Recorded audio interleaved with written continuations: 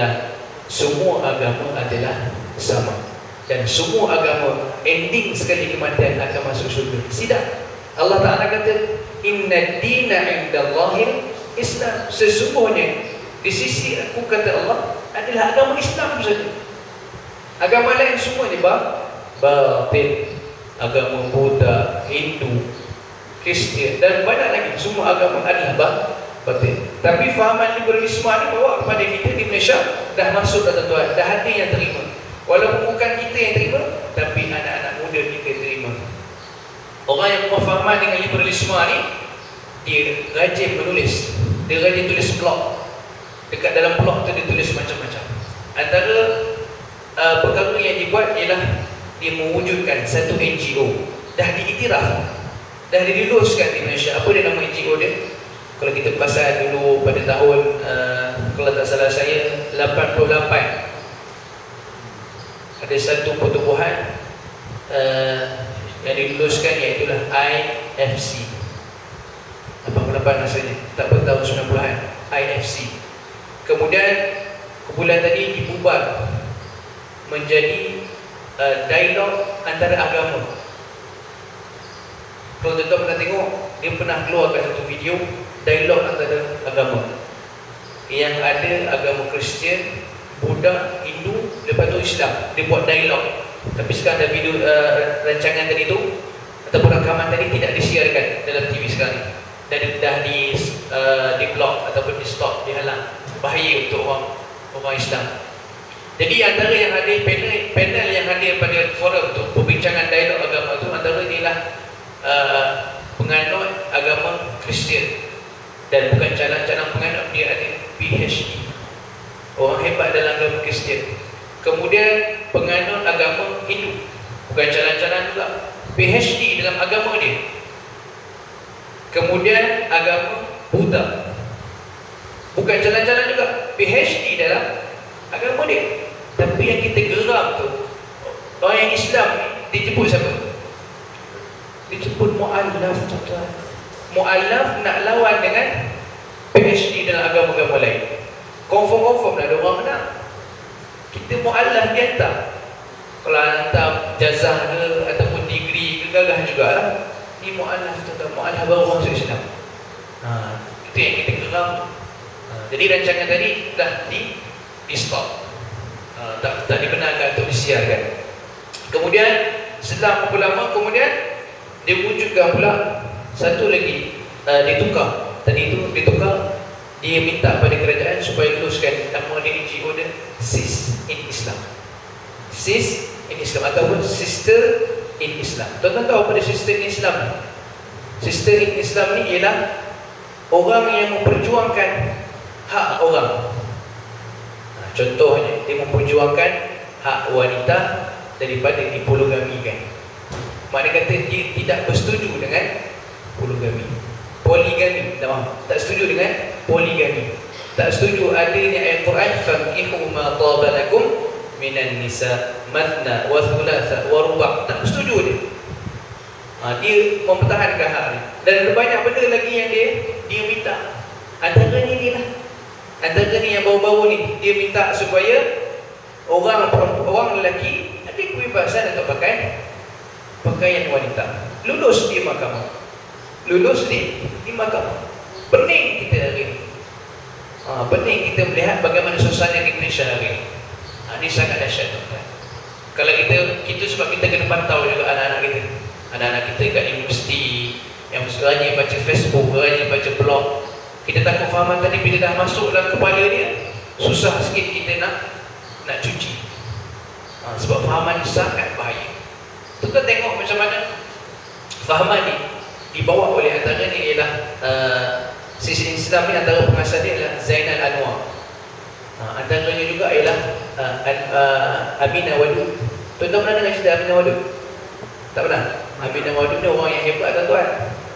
Bayangkan dia boleh jadi imam pada orang lelaki. Jadi imam pada orang lelaki.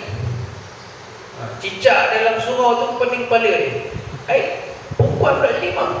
Aminah Wadud kata, kalaulah orang lelaki boleh jadi imam, kenapa kami tak boleh jadi imam? Kami pun ada kat golongan perempuan yang menguasai Al-Quran. Ada kat golongan Quran yang bacaannya sedap. Ada juga daripada kami golongan perempuan yang bacaannya baik. Kenapa kami tidak diberi peluang untuk jadi imam? Lalu Aminah Wadud menimbulkan, mencetuskan kontroversi. Kalau tak salah saya di Turki, dia jadi imam di Turki. Salah satu tempat lah. Sebenarnya banyak tempat lagi. Sebenarnya banyak tempat lagi dia jadi imam. Bukan saja jadi imam semayang, dia berkhutbah pula. Berkhutbah pula.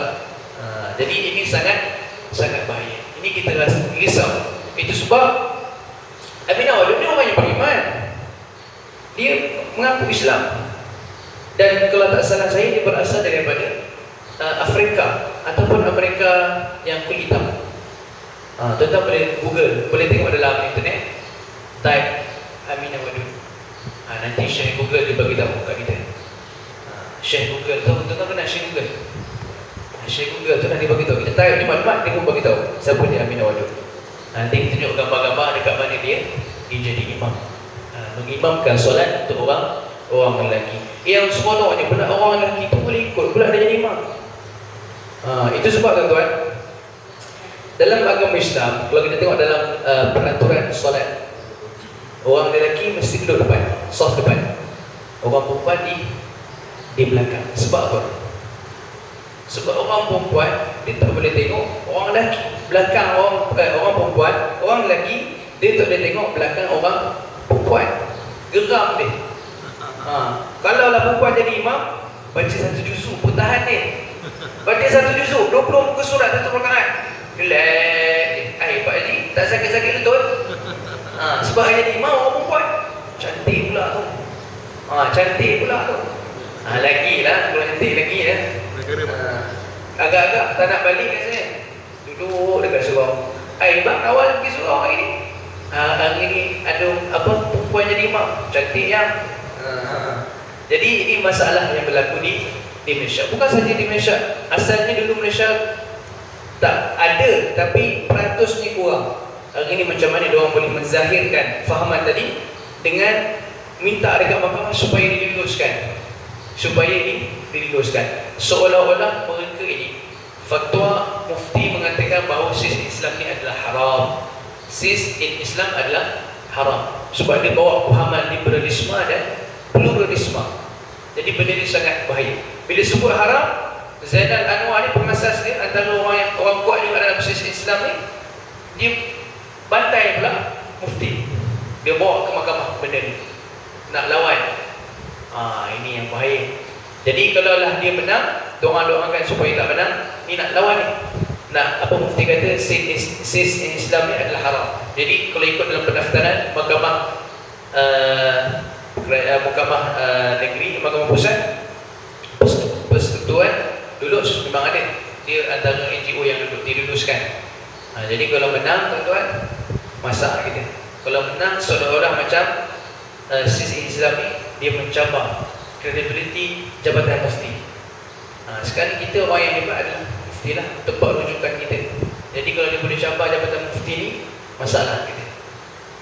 Itu yang pertama. Takwa yang pertama adalah al-khawfu minal jalil. Ramai orang yang kata dia beriman, tapi dia tidak takut kepada Allah. Ramai orang kata dia Islam, tapi hanya Islam pada kat pengenalan sahaja. Jadi mudah-mudahan kita lahirkan rasa takut kita kepada Allah Subhanahu Wa Taala. Itu kata Sayyidina Ali. Yang kedua, Sayyidina Ali kata tadi al-khawfu minal jali. Kemudian dia kata ridha bil qalil. Orang yang takwa ni ialah ridha bil qalil.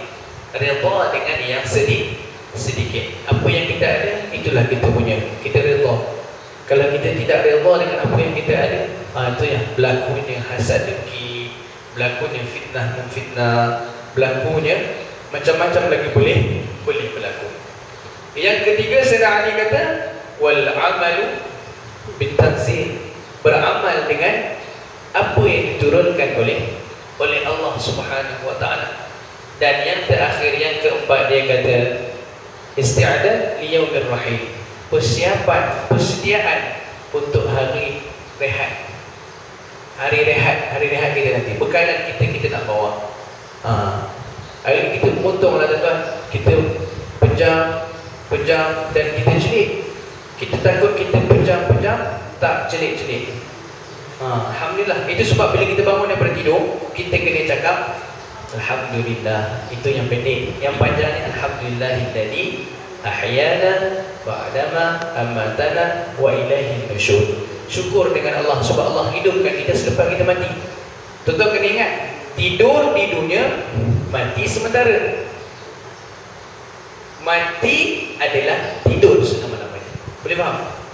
Tidur adalah mati sementara, dan mati adalah tidur selama-lamanya. Itu sebab isti'adat liyaumir rahim. Kita kena ada bekalan cukup untuk kita hari rehat kita nanti.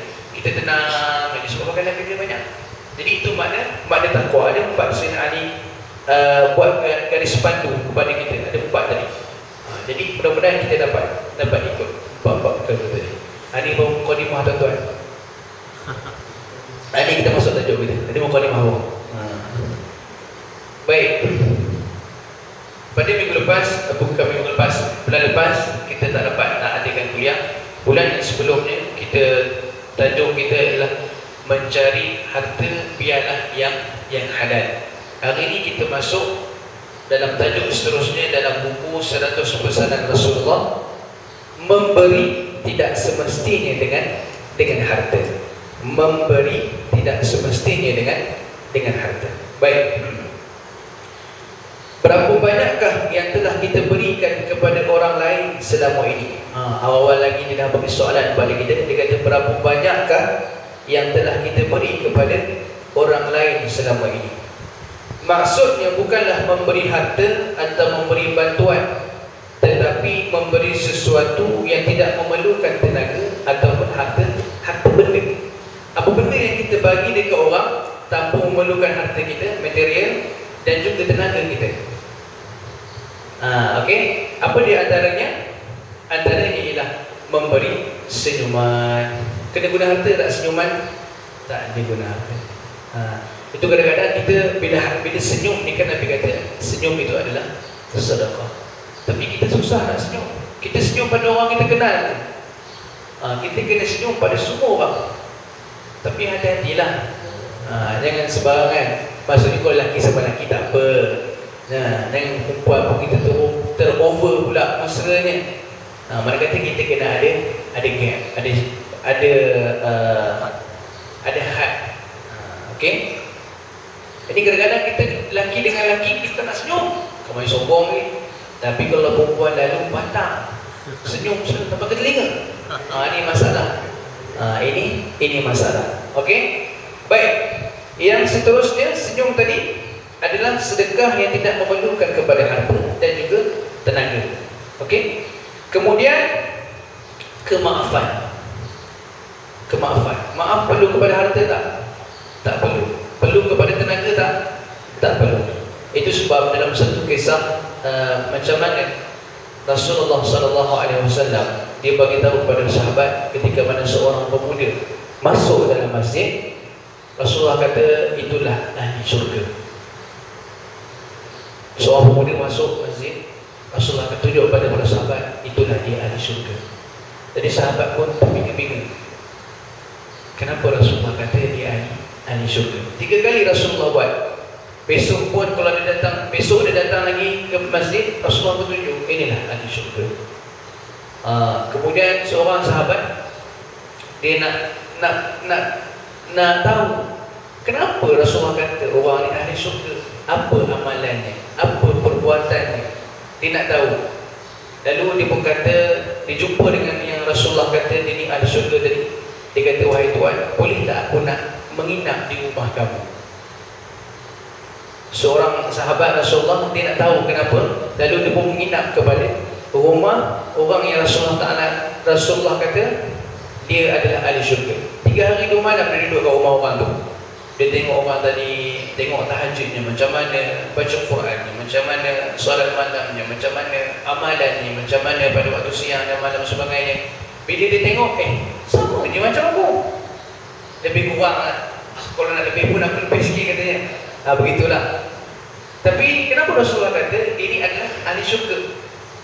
Besok bila dia nak balik hari ketiga tu, dia nak balik, dia tanya, wahai pemuda, sebenarnya aku duduk rumah kau ni pun aku bukan saja nak duduk, aku nak tahu kenapa Rasulullah kata kau adalah ahli syurga.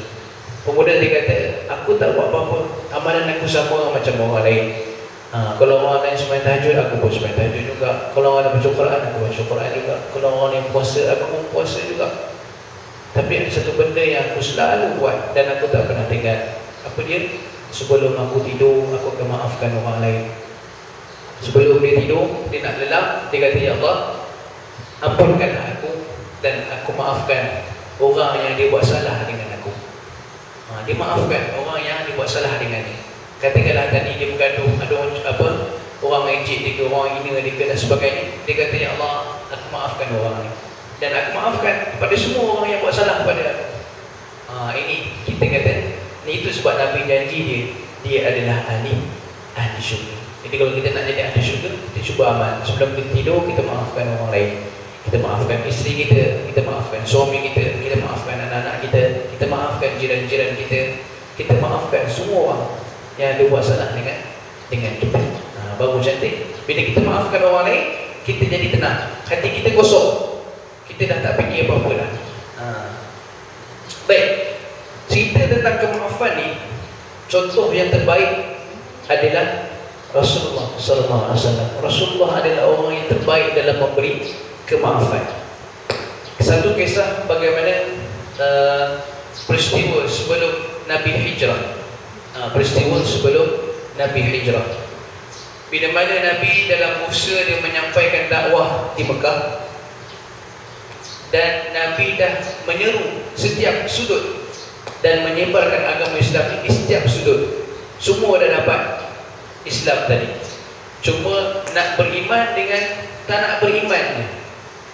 Lalu Rasulullah melihatkan keadaan tadi, dia pun nak menyebarkan ajaran Islam yang seterusnya ke Taif, ke Taif. Di Taif ini yang duduk, yang menghuni Taif adalah kabilah Thaqif. Kabilah Thaqif ini adalah menghuni di Taif. Kemudian kenapa Rasulullah pilih Madinah? Taif kenapa?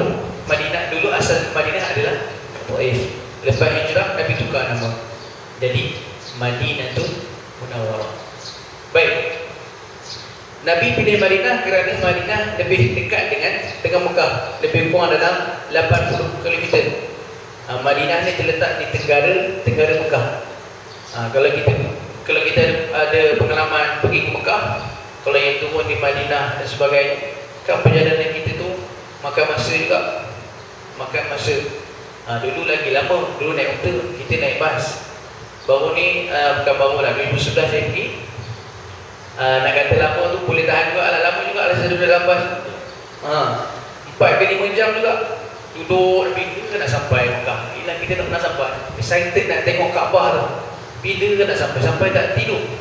Tengok kiri kanan, tengok kiri, tengok kanan, tak ada apa-apa pun. Ada padang pasir je. Baik.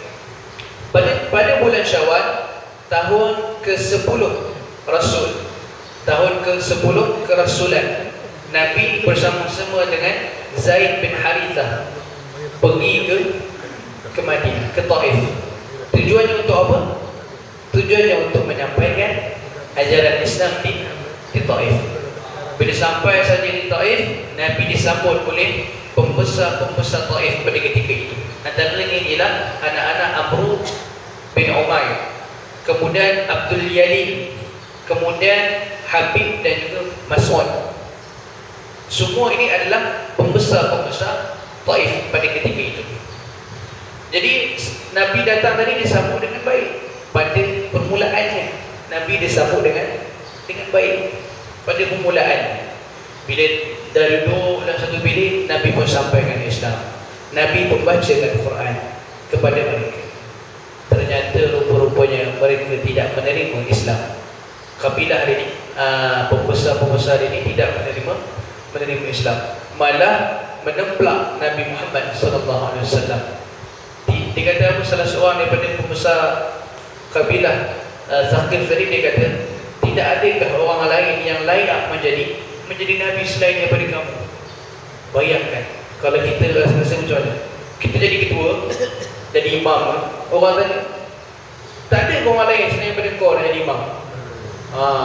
Kita terasa hati kita, rasa macam nak balik batu kepala dia. Betul? Tak tahulah batu besar atau batu kecil. Tengok tahap kesabaran lah. Jadi bila dia kata macam tu, Rasulullah rasa sedih sangat. Rasulullah berpulang dengan Zaid bin Harithah. Dalam perjalanan pulang, tak cukup dengan tu, diorang mengaturkan pula pemuda-pemuda, budak-budak nakal mengejek Rasulullah dalam perjalanan dia, mengejek ajaran yang Rasulullah sampaikan. Lagilah sedih Rasulullah. Lalu Rasulullah berehat seketika di sebuah pokok anggur. Rasulullah rehat sekejap sebelum sampai ke Mekah. Dalam keadaan Rasulullah sedih itu, Rasulullah pun bermunajat dengan Allah. Bermunajat dengan Allah. Dalam keadaan Rasulullah kata, ya Allah, sesungguhnya tiada daya bagiku untuk menyampaikan ajaran-mu. Bantulah aku dalam urusan untuk aku sampaikan ajaran-mu ini, Allah. Doa tadi banyak ada dalam hadis karangan Imam Nawawi kalau tak salah. Boleh tengok balik, boleh cek. Dan doa tadi dirakamkan dalam buku.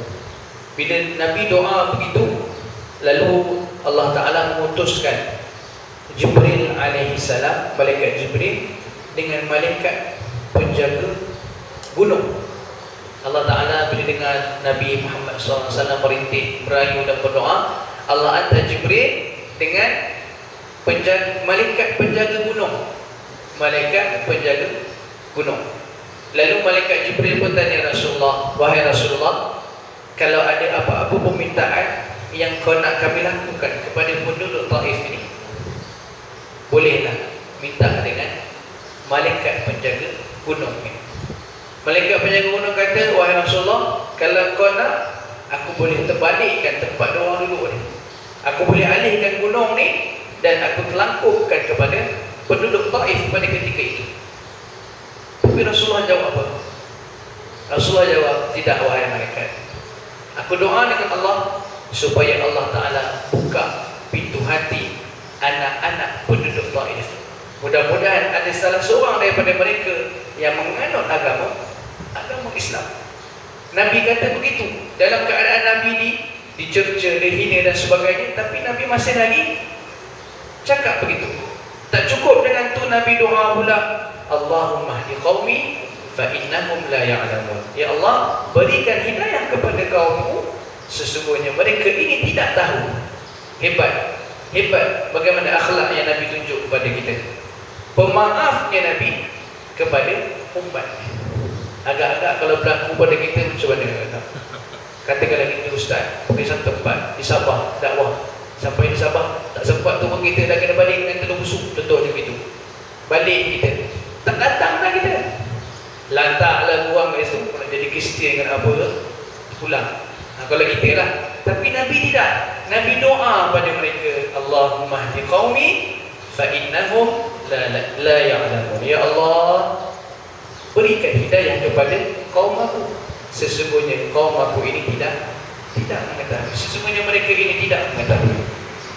Lalu lepas daripada kejadian itu, Rasulullah pun pulang dengan Zaid bin Harithah tadi. Ketika dalam perjalanan pulang, Rasulullah rehat lagi. Bila rehat tu, melihatkan hal keadaan tadi, ada seorang kita kata tongkek kepada ladang anggur. Tongkek kepada ladang anggur. Melihatkan keadaan kali dia jadi kesian. Nabi kena ejek, Nabi kena apa dan sebagainya. Lalu diarahkan kepada hamba dia untuk bawa sebekas anggur, dijadikan santapan kepada Rasulullah sallallahu alaihi wasallam. Lalu Rasulullah pun makan anggur tadi. Sambil-sambil Rasulullah makan, Rasulullah tanya hamba tadi, kau ni daripada mana? Aku daripada sekian. Bila mana Rasulullah nak makan, Rasulullah sebut Bismillahirrahmanirrahim. Lalu pemuda tadi, hamba tadi, dia tanya, aku tak pernah dengar kalimah ini, dari mana kau mendapatkannya? Lalu bermulalah titik permulaan budak tadi ingin mengetahui tentang agama Islam. Tuan-tuan bayangkan, kalaulah Nabi kata, kalau Nabi bukan seorang yang pemaaf, Nabi seorang yang pemarah, katakan, kalau malaikat offer dekat Nabi nak alih gunung, nak telangkupkan dekat atas penduduk Taif, maka penduduk Taif mati semua pada ketika itu. Kalau dah mati ketika itu semuanya, tak adalah peristiwa hijrah. Kan Nabi hijrah ke Taif, ke Madinah. Bila mana melihat adanya putih-putih Islam di Madinah, antaranya kaum Ansar pada ketika itu, lalu Rasulullah pun mengarahkan penduduk di Mekah, orang Islam di Mekah yang mengalami tekanan yang sangat dahsyat pada ketika itu oleh kaum musyrikin, pergi berhijrah. Dan Nabi merupakan orang yang terakhir hijrah. Bila Nabi pergi, mana kata penduduk Taif pada ketika itu dah ramai terima Islam. Daripada jauh lagi diorang dah tunggu kaki-kaki bukit, dekat atas bukit diorang dah tengok mana dia Nabi Muhammad SAW. Tak muncul-muncul lagi dengan kuda dia ataupun dengan keldai. Tapi Nabi masuk je kota Taif, masing-masing sallallahu ala Muhammad sallallahu alaihi wasallam, masing-masing berselawat menyambut kehadiran Rasulullah sallallahu alaihi wasallam. Kalau Rasulullah kata hapuskan semua penduduk Taif, tak adalah peristiwa hijratul Rasul, dan Islam pun mungkin takkan sampai kepada kita. Bila mana Islam tadi berkembang, lalu sampailah kepada kita Islam yang kita panggil Islam yang diwarisi. Kita ni Islam yang diwarisi. Itu sebab kalau kita tengok ramai orang yang mengaku di Islam tapi tak berapa nak mengikut Islam. Mengaku Islam, namanya Islam, tapi auratnya tidak dijaga. Atas tutup cantik, bawah pakai skirt pula. Pernah tengok orang pakai tudung pakai skirt? Banyak tuan-tuan. Kalau orang tak pakai tudung tu lagi banyak lah. Ini pakai tudung tapi pakai skirt. Itu yang kita kata Islam ni tadi tak berapa nak Islam, sebab dia tak ikut hukum Islam. Baik, bersambung.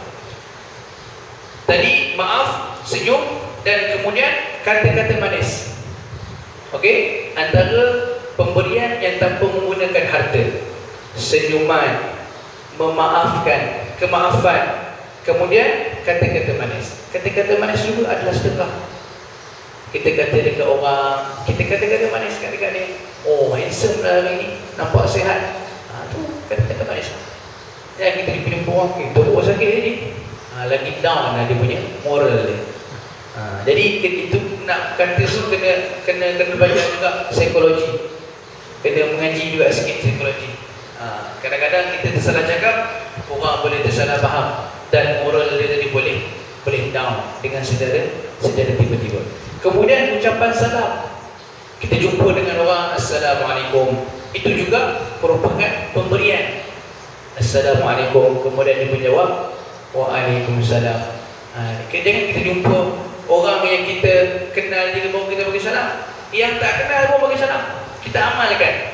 Dekat Mesir, sebenarnya pelajar-pelajar Malaysia di Mesir dia terdidik dengan beri salam kepada orang yang dia tak kenal. Bayangkan orang Mesir, tak tahu lah pengalaman saya di Mesir dah, mungkin dengan Arab pun ada yang mengamalkan benda ni. Bila dia sampai dalam bas tu, dia masuk dekat bas, Assalamualaikum, dia kata. Dia bukan kenal apa semua pun apa orang yang dalam bas ni, tapi dia bagi salam masing-masing Waalaikumsalam. Dia masuk dalam kedai, Assalamualaikum, semua jawab Waalaikumsalam. Dia masuk dalam masjid, Assalamualaikum, Waalaikumsalam. Mana lagi tempat yang ramai orang, semua boleh dikatakan kebanyakan. Dalam kedai api pun macam tu, masuk je Assalamualaikum. Walaupun Assalamualaikum yang tadi slow, adalah orang yang dekat dengar lah, Assalamualaikum, orang pun jawab Waalaikumsalam. Itu sebab kita masuk ketika nak naik taksi, masuk naik taksi tu bagi salam kepada pemandu, Assalamualaikum. Kalau kita tak bagi salam, yelah orang Melayu, kita orang dah Malaysia kadang tak tahu, kita masuk, pemandu taksi bagi salam pada kita, Assalamualaikum. Ya, menjelas sikit. Bila kita memberi salam, ramai-ramai itu ada yang bukan Islam, tapi kita tak pasti dia Islam tidak. Kata macam pemandu taksi, mungkin dia bukan Islam, dia ukur kita macam mana. Tapi Islam di Kristian di Mesir lain sikit. Kalau kita bagi salam, dia tak jawab salam. Itu dia. Mana kata kita doakan dia kepada kita tak tahu dia Islam ke tidak. Ialah kalau pergi Mesir, contoh tak dapat beza mana Kristian, mana Islam. Kalau kita di Malaysia tak ada, kuranglah orang Melayu yang menganut agama Islam, agama selain daripada Islam, betul? Majoriti orang Melayu di Malaysia menganut agama Islam. Begitu sama juga macam di Indonesia. Indonesia pun kita tak tahu dia ni Kristian ke, dia ni Islam. Tapi adalah sikit-sikit dia punya tanda. Antara ni dia pakai, dia ada letak tatu kat lengan dia ni, kat bawah ni dia letak tanda salib. Jadi kalau kita nampak tangan ada tanda ni, kita tak bagi salam. Tapi sebab dia Mesir, masih ramai lagi orang Islam daripada orang Kristian. Kalau kita bagi salam pun, yang bukan Islam dia takkan jawab, dia diam je. Mana kata dia tidak mendoakan kesejahteraan kita. Kita bagi salam pada orang Islam, dan yang jawab pun orang Islam juga. Okey. Baik, ini yang cuba kita nak amalkan di Malaysia. Masa mula-mula balik tu saya buat juga. Mula-mula balik, masa belum ada kereta lagi, naik bas, naik teksi, masuk bagi salam juga. Jadi orang Malaysia pun terkejut juga. Ibu bagi salam, tak pernah ada budaya ni. Budaya ni budaya baru kat Malaysia. Bagi salam pada orang yang tidak kita kenali. Agak-agak boleh lepas ni. Jumpa orang, Assalamualaikum, bagi dia salam. Dia nak jawab ke, dia tak nak jawab ke, tak. Tapi yang bagi salam kat Cina dengan India sudah bagi salam pada orang kita, orang lain. Kita cuba amalkan di Malaysia. Banyak lagi, sebenarnya banyak lagi benda-benda baru yang pelajar-pelajar Malaysia bawa ke Malaysia. Selain daripada salam tadi, antaranya ialah mendahulukan orang tua daripada orang muda.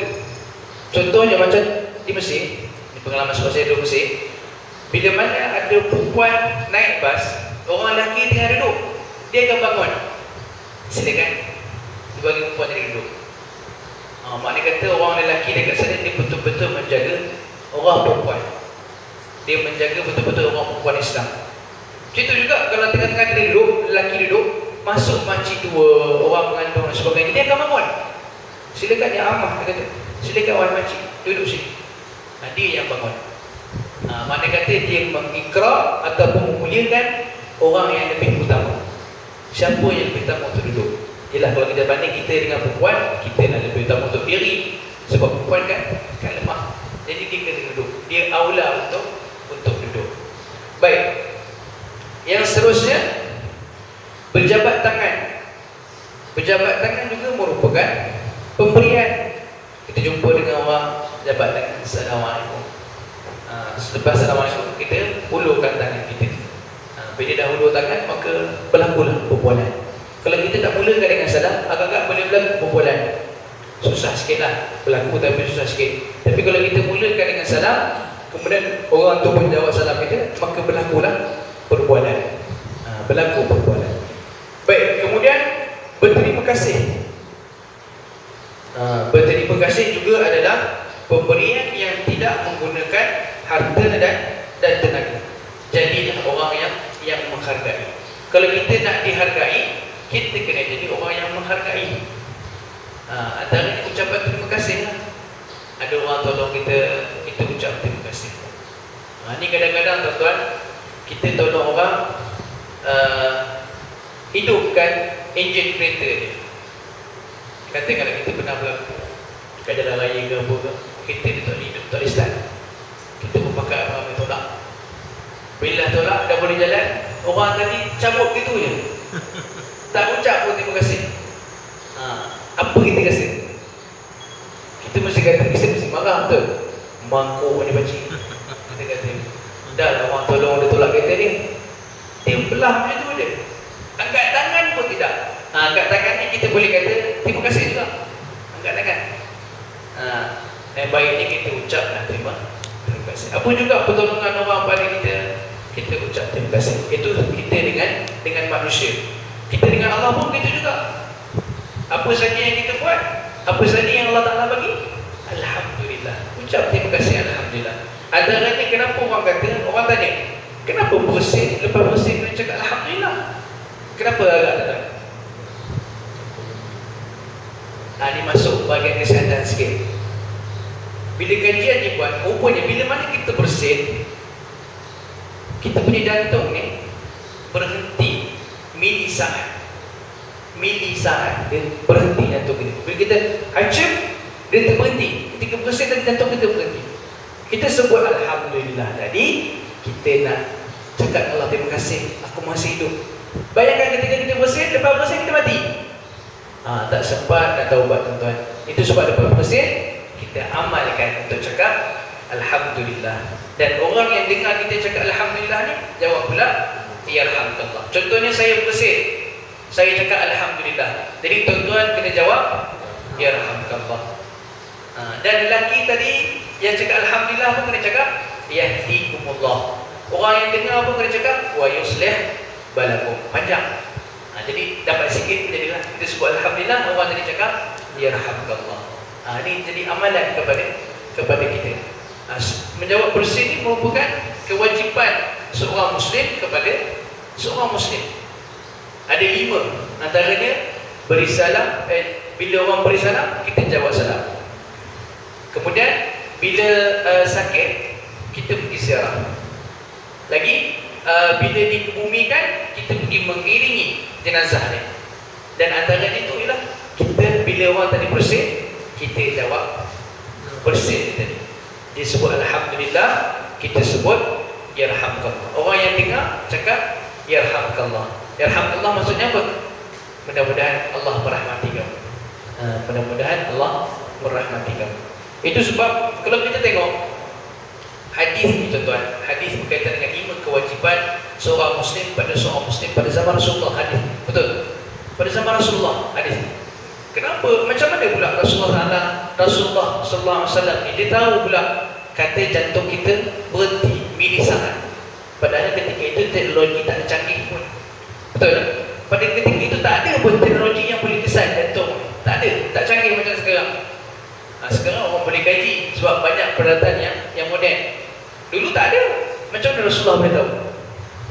Mak dia kata zaman Rasulullah, semua yang Rasul bawa adalah menggambarkan tentang masa yang akan datang. Bila contohnya macam itulah dalam Quran Allah Taala kata fil bahril masjur wal bahril masjur. Dalam perut bumi ada bahan bakar. Lalu orang Yahudi buat kajian. Kaji, jumpalah petroleum, minyak. Kita pakai sekarang minyak, jumpa dalam perut bumi.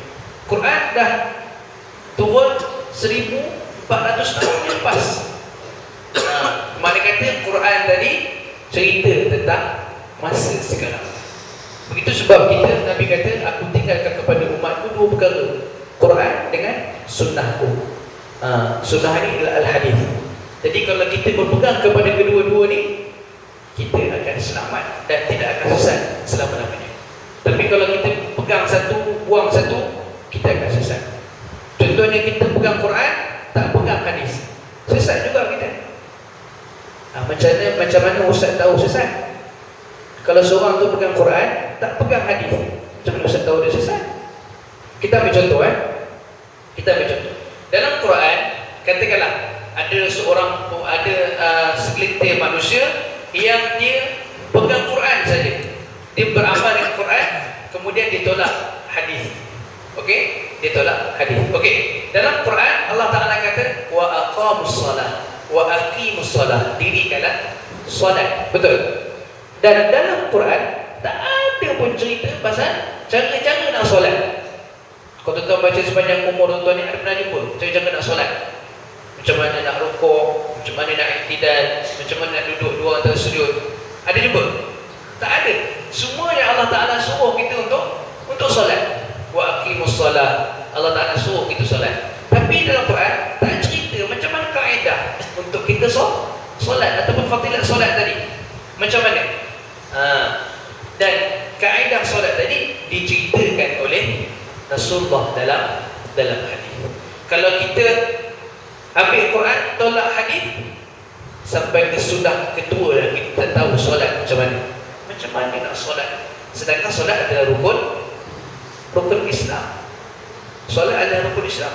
Kalau kita tak tahu solat, kita dah buang satu benda, kita dah tolak rukun Islam, salah satu daripada rukun Islam tadi.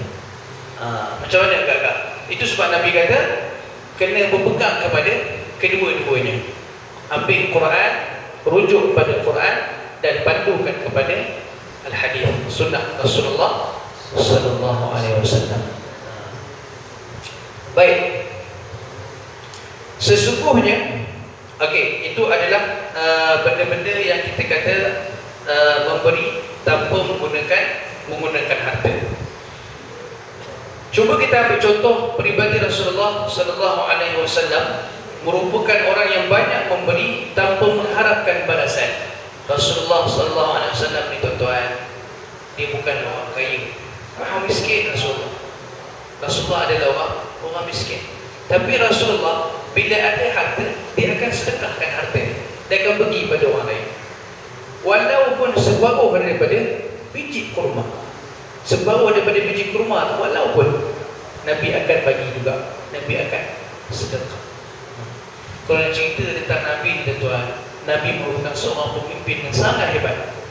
Bukan dari segi strategi dia, dari segi pengorbanan diri dia. Tuan-tuan tengok masa dalam peperangan Khandaq. Peperangan Khandaq, ketika mana orang Mekah dia memulau orang muslimin pada ketika itu. Lalu orang muslimin pun lari, duduk di tempat, dia buat Khandaq ni maksudnya parit. Dia buat parit luas. Parit tu dianggarkan seekor kuda tak boleh lompat nak menyeberang. Bayangkanlah kuda lompat jauh mana. Begitulah parit tadi besar dia. Pada ketika itu Salman Al-Farisi yang bagi cadangan kepada Nabi, kepada ahli musyawarah supaya buat parit dengan tujuan tentera musyrikin tadi tak dapat memerangi tentera muslimin, orang muslim pada ketika itu. Lalu pada ketika itu, bila mana dah di pulau, bekalan makanan tak ada, tak cukup bekalan makanan. Rasulullah dapat makanan, Rasulullah bagi pada sahabat-sahabat yang memerlukan, sahabat-sahabat yang letih menggali. Rasulullah pun turun menggali, tuan-tuan. Rasulullah pun turun gali parit tadi dengan cangkulnya, dengan penodoknya dan sebagainya. Ini contoh pemimpin. Agak-agak pemimpin kita turun sekali dengan kita lah. Kalau kita buat Putera Surau, bukan tempat dia lah, tempat lain lah. Tempat ini mungkin ada tempat lain, wallahu alam. Jadi begitulah, mana kata pemimpin tadi turun sekali. Rasulullah turun sekali, dia ambil tanah penuh dengan badan yang berdebu. Lalu satu ketika seorang sahabat dia mengandung, "Ya Rasulullah, aku lapar sangat Rasulullah. Lapar sangat, tak ada apa nak makan." Dalam keadaan Rasulullah pun lapar juga. Lalu Rasulullah, pemuda tadi angkat perut dia, angkat baju, ada batu dekat perut pemuda tadi. Pemuda itu nak tunjuk ada batu dekat perut dia, dia ikat, tahan lapar. Satu ketika pemuda tadi jumpa Rasulullah, "Wahai Rasulullah, aku ni lapar ni." Jadi nak tunjukkan dia punya kelaparan tadi, dia pun angkat baju dia. Rasulullah tengok dekat perut pemuda tadi diikat dengan batu. Sebab pemuda tadi tahan lapar. Lalu Rasulullah pun kata, "Aku pun lapar juga." Rasulullah pun angkat baju dia, nampak juga batu, seolah Rasulullah mengikat perut dia dengan batu tadi. Rasulullah tahan kelaparan. Bayangkan tuan-tuan, macam mana sifat akhlak yang mulia Rasulullah sallallahu alaihi wasallam tunjuk kepada sahabat-sahabat lain. Kalau kita rasa macam mana? Kalau kita jadi ketua, korang nak buat ni, kita pantau je. Kalau kita jadi ketua, apa orang makanan sedap, kita makan dulu. Kita makan dulu. Sedap bila kita makan. Orang lain buat kerja, kita meletak. Begitulah maksudnya. Jadi kita nak macam tu. Ini skop pemimpin yang besar. Dalam rumah pun macam tu juga. Kalau kita bagi arahan kepada anak-anak kita, kita kena turun sekali. Turun, tolong cuci longkang, tolong bersihkan rumah. Barulah anak-anak tadi tengok contoh yang baik. Bapa aku ni bukan sekadar suruh, dia buat sekali dengan aku. Itu contoh pemimpin yang baik. Hari ini pemimpin didahulukan. Pemimpin didahulukan. diutamakan. Itu sebab satu ketika ada orang tanya saya, dia tanya, Ustaz, dia jangan masuk itu lah. Dia tanya, Ustaz, kenapa imam-imam banyak gemuk? Saya pun pening juga nak jawab. Dia tanya, Ustaz, kenapa imam-imam banyak yang gemuk, badannya besar-besar? Lalu ada ketika tengah makan tu, dalam satu program Ma'al Hijrah, seorang tanya, seorang jawab pula. Dia tolong jawab. Dia kata, ustaz-ustaz ni didahulukan.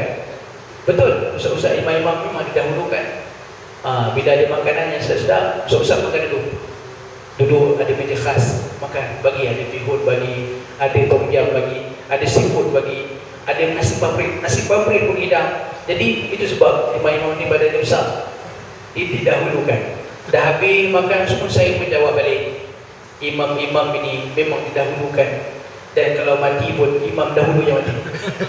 Sebab bila mana dia makan banyak, dia banyak penyakit. Jadi yang mati yang pergi dulu, imam lah pergi dulu. Mana kata orang-orang yang bagi dia makan ni pun kena jaga-jaga juga. Mungkin ada muslihat, bukan tempat sini lah, tempat lain. Biar imamnya makan banyak, biar di sini. Bukan kat sini lah, tempat lain. Ini saya faham dari fahaman saya. Ini hanyalah selingan sahaja. Selingan saja. Lalu maka dalam sembang-sembang tadi, barulah ada orang faham rupanya kenapa ustaz-ustaz ni banyak yang badan besar. Baik, tapi sebenarnya memang imam-imam badan besar. Tuan tengok imam-imam di Mekah, tak ramai yang badan kurus. Masing-masing badannya besar. Bukanlah kita nak contoh macam tu. Biarlah kita badan sihat, dalam badan bersama kita buat exercise sikit. Tak semestinya imam, tak semestinya ustaz, semua kita. Semua di atas kita. Baik. Selain memberi sedekah, baginda juga memberikan ilmu kepada sesiapa.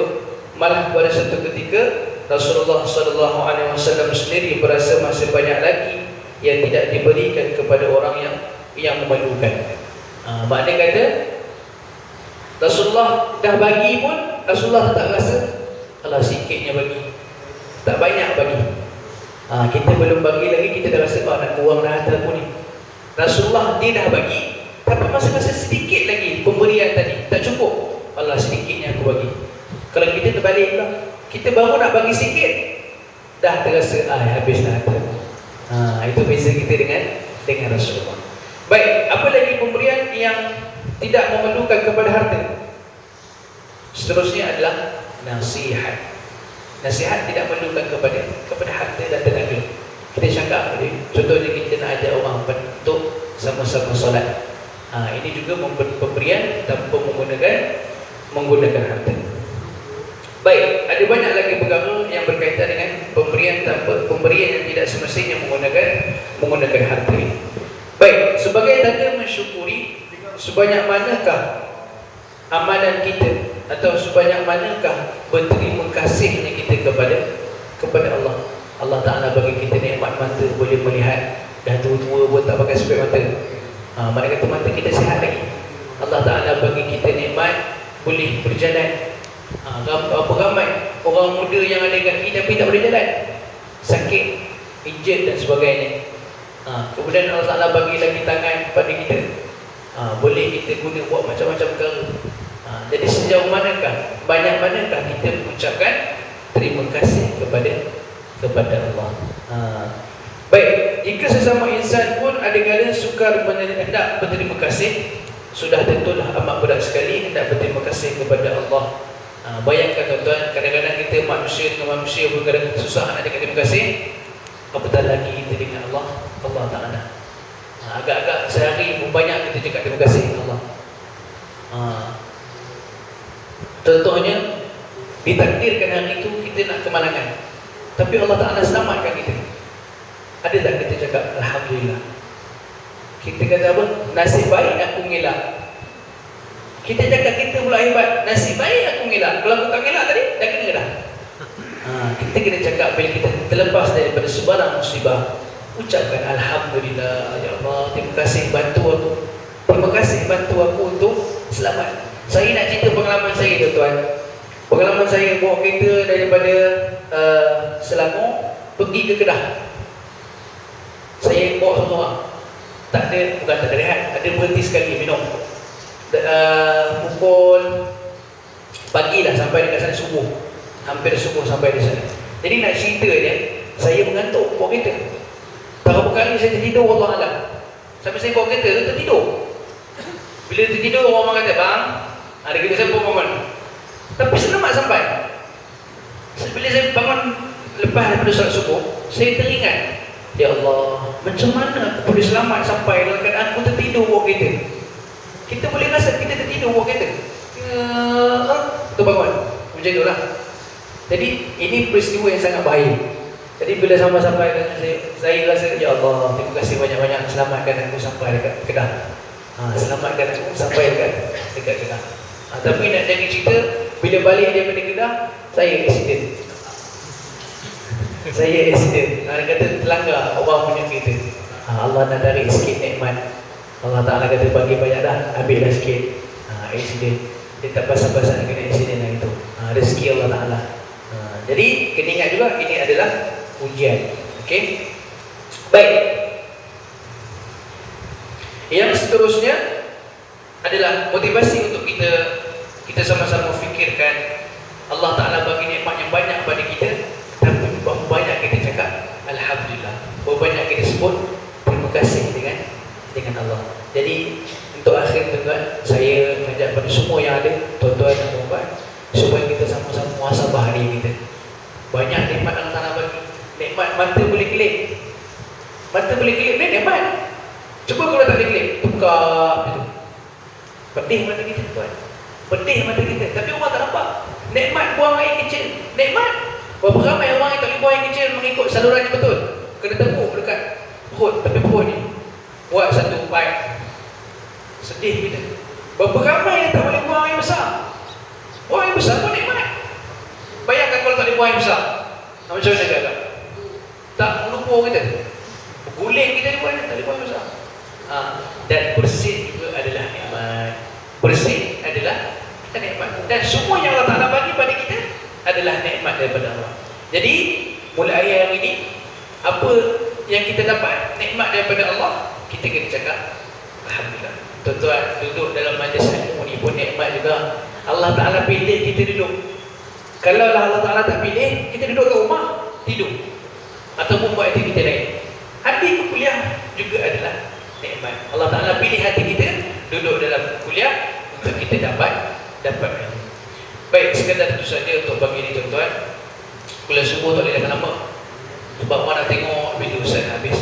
Masing-masing ada hal masing-masing. Jadi kuliah subuh ni tak boleh lama-lama.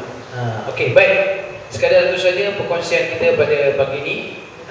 Minta maaf di atas kelemahan dan kekurangan dan juga kekasaran dan juga ada yang terasa hati dan sebagainya. Apa yang baik datang daripada Allah Subhanahu Wa Taala, dan apa yang lemah dan kurang datang daripada kekurangan dan kelemahan diri saya sendiri. Kita tangguh dengan tasbih kafarah dan surah Al-Asr. Subhanakallahumma bihamdika asyhadu an la ilaha illa anta astaghfiruka wa atubu ilaik. Bismillahirrahmanirrahim. Al-Asr. Innal insana fi khusr. الصالحات وتواصوا بالحق وتواصوا بالصبر. أقول قولي هذا وأستغفر الله العظيم لي ولكم. السلام عليكم ورحمة الله تعالى وبركاته.